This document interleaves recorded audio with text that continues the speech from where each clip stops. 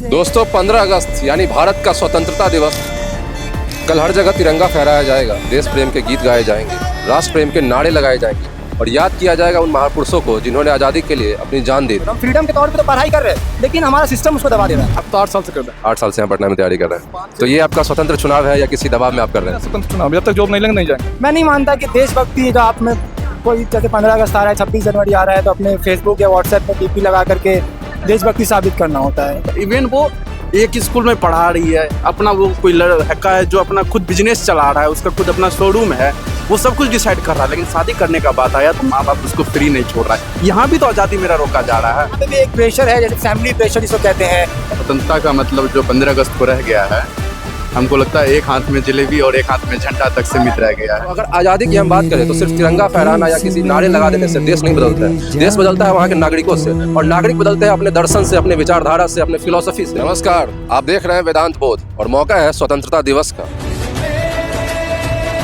यानी आज हम जानेंगे कि क्या हम वाकई आज़ाद हैं या आज़ादी के नाम पे बस जलेबी खाएंगे और महापुरुषों को श्रद्धांजलि देकर रह जाएंगे।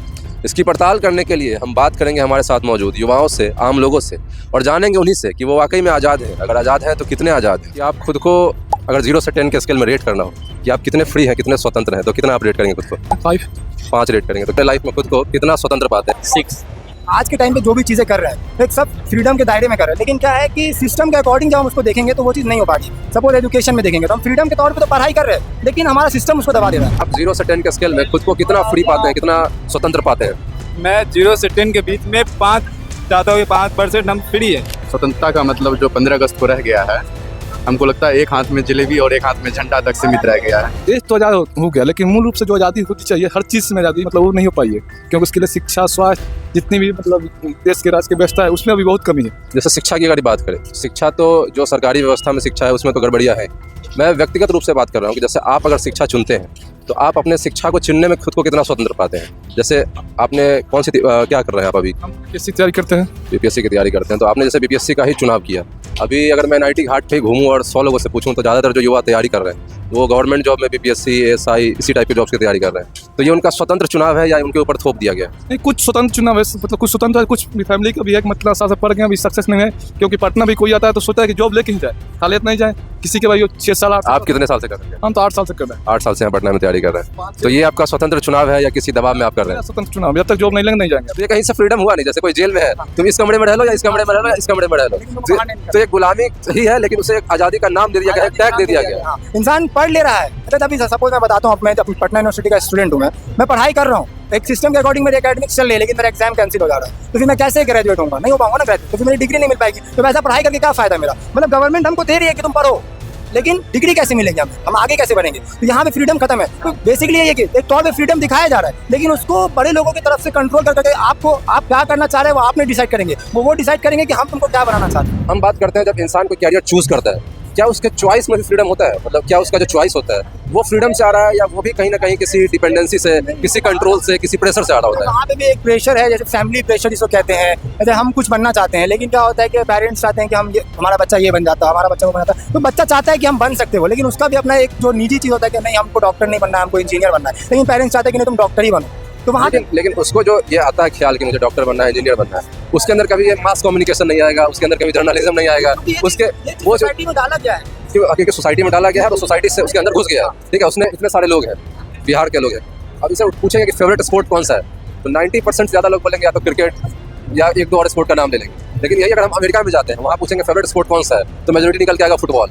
तो वो चॉइस उनका था या उसके समाज के या संयोग की वजह से उसके अंदर आ गया, बस उससे ये भ्रम हो गया, उसे लगता है कि चॉइस मेरा है, लेकिन ये चॉइस उसका है नहीं। अब रिलेशनशिप की बात कर लेते हैं, क्या रिलेशनशिप को चूज करने के लिए कोई फ्री है? एक तो हमारा बायोलॉजिकल ड्राइव्स होता है, जैसे 18 साल तक या उससे पहले तक किसी को नीड नहीं होता कि मुझे गर्लफ्रेंड चाहिए या रिलेशनशिप में आना है, लेकिन जैसे एक सर्टेन एज होता है लगता है कि आप रिलेशनशिप में आना है, तो ये उसकी चॉइस थी नहीं, ये उसके अंदर कहाँ से आ गई? उसकी बायोलॉजिकल ड्राइव्स की वजह से, शरीर की वजह से। आज उसका शादी करने का बात आया है ना, तो वो आजाद नहीं है डिसाइड करने के लिए कि वो शादी कर सकता है। लड़के शादी मतलब अपना जीवन साथी वो अपने शादी करना है, वो खुद एक बीपीएससी टीचर है। ओके वो खुद डिसाइड नहीं कर, मतलब मम्मी पापा अपने मर्जी से अपना जीवन साथी भी नहीं चुन पा रहे हैं। मतलब मुझे लगता है कैरियर भी अपने हिसाब से नहीं चुने होंगे। फिर यहाँ पे केवल हम सरकार को नहीं दे सकते, माँ बाप को भी सोचना होगा कि बच्चा का आप किडजी स्कूल डिसाइड कर सकते हैं, ठीक ना? बच्चा का आप जो है हाँ क्या पहने का नहीं पहने का एक लेवल तक 4-5 तक डिसाइड कर सकते हैं, लेकिन जब प्राइमरी स्कूल से चला जाता है का सबसे मेजर डिसीजन है कि हमको काम क्या करना है, वो डिसाइड करना चाहिए। लेकिन आप उसमें इवन वो एक स्कूल में पढ़ा रही है, अपना वो कोई लड़का है जो अपना खुद बिजनेस चला रहा है, उसका खुद अपना शोरूम है, वो सब कुछ डिसाइड कर रहा है, लेकिन शादी करने का बात आया तो माँ बाप उसको फ्री नहीं छोड़ रहा है। यहाँ भी तो आज़ादी मेरा रोका जा रहा है। जब अंग्रेज आए तो बहुत कम संख्या में थे वो। भारत करोड़ों की आबादी वाला देश था उस समय भी, फिर भी कुछ अंग्रेज आके पूरे भारत को कैसे गुलाम बना लेंगे? कहीं ना कहीं हमारे भीतर ही कुछ गुलाम बनने की प्रवृत्ति पहले से थी, तो वो प्रवृत्ति कहाँ से आती है? हम उस रूट कॉज की बात करना चाहते हैं। बेसिकली ये है कि हम एक्सेप्ट कर लेते हैं। हम अगर 10 लोगों ने कहा कि तुम ये काम कर लो, ये बहुत अच्छी चीज़ है, तो हमारा तो खुद का तो एम रहता है, हम छोड़ करके तू नहीं वो ये चीज़ कह रहा है। क्यों कर लेते हैं हम ऐसा? क्यों कर लेते हैं? एक्सेप्टेंस है ये साइकोलॉजिकल टर्म है। आपको जब सोसाइटी कहेगा तो आपको इंटरनल चीज़ साइकोलॉजिकली मैं बात कर रहा हूँ कि जो एक्सेप्टेंस है वो उसका रूट कॉज क्या है कि क्यों हम लोग जो है बिना चीज़ों को एक्सेप्ट किए हुए, बिना किसी कहानी के जिंदगी नहीं जीना चाहते हैं। हमें फ्यूचर में सिक्योरिटी चाहिए, सर्टेनिटी चाहिए, हमें कोई चाहिए जो हमें बताए कि लाइफ को कैसे जीना है। हम लाइफ को रैंडमली नहीं जीना चाहते हैं। अनसर्टेनिटी, अनिश्चितता हमें पसंद नहीं है। हमें डर लगता है असुरक्षा से। जैसे कोई कैरियर पाथ हो जिसमें हमें श्योर नहीं हो कि सक्सेस मिलेगा कि नहीं मिलेगा, हम उससे डर जाते हैं। ये डर लगातार रहता है हमारे भीतर। हमें सुरक्षा चाहिए। ये जॉब है, भले इसमें 10 साल लगे बीपीएससी निकालने में, यूपीएससी निकालने में, भले 5 साल लगे, 10 साल लगे, लेकिन एक बार अगर निकल गया तो लाइफ सेट है, सिक्योरिटी है। तो हम हमेशा उस सिक्योरिटी के पीछे भागते हैं, उस सुरक्षा के पीछे भागते हैं, और वही हमें बार बार गुलाम बनाता है। इसीलिए कोचिंग माफिया में आके ब्रेन वॉश कर जाता है। जवानी का जो 20 से 30 साल का जो उम्र होता है वो सबसे एनर्जेटिक, सबसे ताकतवर, एक युवा का जो ताकत होता है, जोश होता है, वो सबसे रेयर चीज़ है दुनिया में। उस युवावस्था को उलझा के रखा जाता है कोचिंग इंडस्ट्रीज के द्वारा। एक सरकारी नौकरी के माया जाल में वो जवानी को जलाया जा रहा है, बर्बाद किया जा रहा है। क्योंकि अगर ये युवा कोचिंग नहीं करेंगे, तैयारी नहीं करेंगे, तो इनके पास बहुत सारा खाली समय होगा। ये उसमें सोचेंगे, समझेंगे, सरकार से सवाल करेंगे। लेकिन चूंकि सरकार से सवाल ना हो, ये युवा सोए रहे, बेहोश रहे, इसके लिए एक बहुत बड़ी साजिश के तहत कोचिंग माफिया इनको लगातार, कोचिंग माफिया और सरकार दोनों सिस्टम मिलकर लगातार इन्हें उलझा के रखते हैं। ये बच्चों की जवानी को जलाने का, बर्बाद करने का पूरा और पक्का इंतजाम है। तो गुलामी की एक बहुत बड़ी जो हमारे इंडिकेशन मिलती है वो ये भी है कि एजुकेशन सिस्टम में जवानी को किस तरह से जलाया जा रहा है, बर्बाद किया जा रहा है। तो अगर आज़ादी की हम बात करें तो सिर्फ तिरंगा फहराना या किसी नारे लगा देने से देश नहीं बदलता है। देश बदलता है वहाँ के नागरिकों से, और नागरिक बदलते हैं अपने दर्शन से, अपने विचारधारा से, अपने फिलोसफी से। आज की इस पूरी बातचीत से यह निष्कर्ष निकलता है कि आज़ादी सिर्फ कोई एक शब्द नहीं है जिससे हम जुबान से कह दे कि हम आज़ाद हैं, या फिर कैलेंडर में स्वतंत्रता दिवस अंकित हो जाने से भी हम आज़ाद नहीं हो जाते। आज़ादी ना तो केवल शब्दों में है, ना किसी खास दिन तक सीमित है। हमारी लाइफ में हम जो कुछ भी चुनते हैं, अगर उस चुनाव के केंद्र में आज़ादी नहीं होगा तो हमारा जीवन गुलामी का ही जीवन होगा। आज़ादी एक ऐसा जीवन है जो हर पल, हर दिन, हमारे हर चुनाव में दिखाई देनी चाहिए। स्वतंत्रता दिवस के अवसर पर हम बड़े बड़े क्रांतिकारियों और महापुरुषों को याद करते हैं, उनकी याद में देश प्रेम के गीत सुनते हैं, और ये सब करके हमारी भी आंखें गमगीन हो जाती हैं। हम भी स्वयं को राष्ट्रभक्त और देशभक्त मानने लग जाते हैं। इन चीज़ों में अपने आप में कोई बुराई नहीं, लेकिन हमें सोचना होगा कि क्या यूं ही भगत सिंह 20-22 की उम्र में क्रांतिकारी बन गए? क्या महात्मा गांधी एक सामान्य नागरिक थे जो अचानक नेता बन गए और लोग उन्हें महापुरुष की उपाधि देने लग गए? आज जिन महापुरुषों को हम याद करते हैं, जिन्हें हम महान नेता मानते हैं, जिन्हें हम पूछते हैं, चाहे वो महात्मा गांधी हो, चाहे वो भगत सिंह हो, चाहे सुभाष चंद्र बोस हो, या फिर डॉक्टर भीमराव अम्बेडकर, क्या हम इतना भी जानते हैं कि वो महापुरुष कैसे बने? और शायद यही कारण है कि फिर हम स्वतंत्रता दिवस को भी उन महापुरुषों को श्रद्धांजलि देने और पूजने तक सीमित करके छोड़ देते हैं। आज हमें जानना होगा कि आखिरकार भगत सिंह के जीवन में ऐसा क्या था जिसने उन्हें क्रांतिकारी बना दिया। हमें जानना होगा कि एक दुबले पतले शरीर वाला व्यक्ति बिना हिंसा और हथियार के आजादी के क्रांति में इतनी बड़ी भूमिका कैसे निभा। हमें जानना होगा कि एक दलित परिवार से आने वाले डॉक्टर भीमराव बाबा साहब अम्बेडकर आजादी की लड़ाई में इतनी बड़ी भूमिका कैसे निभा पाए।